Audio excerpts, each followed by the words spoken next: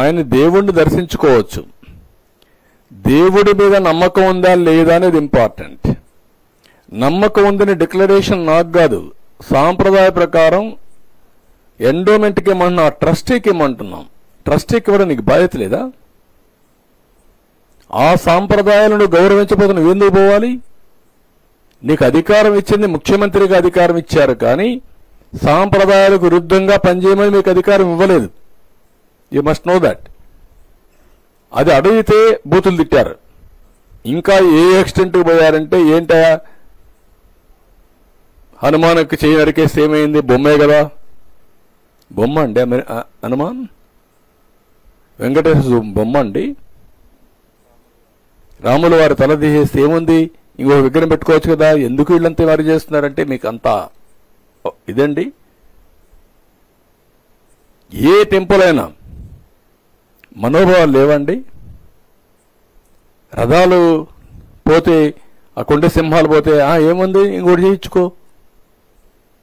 ఆ రథం కాలిపోతే ఏమైంది? కాలిపోయింది, తేనెటీగలు వచ్చాయి. అంటే అంత రెక్లెస్ సమాధానాలు.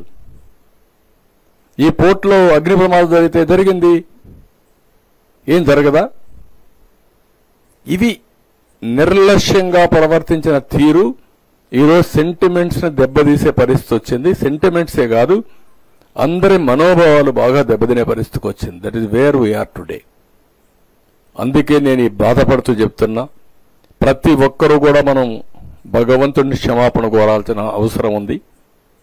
మనమందరం ఉండి భగవంతుడికి అపచారం జరగకుండా కాపాడలేకపోయామనేది, మనందరం నివారించలేకపోయామనేది క్షమాపణ కోరుకోవాల్సిన అవసరం ఉంది. ఇంకా భగవంతుడే చూసుకుంటాడు, అది వేరే విషయం. కానీ మనందరి బాధ్యత, ప్రతి ఒక్కరూ ఎవరైనా సరే ఆయన పైన నమ్మకం ఉండే ప్రతి ఒక్క వ్యక్తి క్షమాపణ కోరుకోవాల్సిన. ఇంకా ఇలాంటి వాళ్ళు ఉండి ఎదురుదాడి చేసే వాళ్ళు ఉన్నారంటే ఇంకా భగవంతుడే దానికి సాక్షి. నేను వెరీ క్లియర్ అన్నట్టు. ఏ మతమైనా సరే, ఎవరైనా సరే, దాని తప్పులేదు. నీకు ఏ నమ్మకం అది చేసుకో, నేను ఎప్పుడూ కాదన్నా. కానీ ఇలాంటి దౌర్జన్యాలు చేసి, ఎదురుదాడులు చేసి, ఇష్టానుసారంగా అబద్ధాలు చెప్పి, అబద్ధాలని నిజాలుగా నమ్మించాలని ప్రయత్నం చేయడం స్వామి ద్రోహం. I'm very clear. మీకు గాని ఈ వీడియో నచ్చితే లైక్ చేయండి, షేర్ చేయండి, సబ్స్క్రైబ్ చేయండి.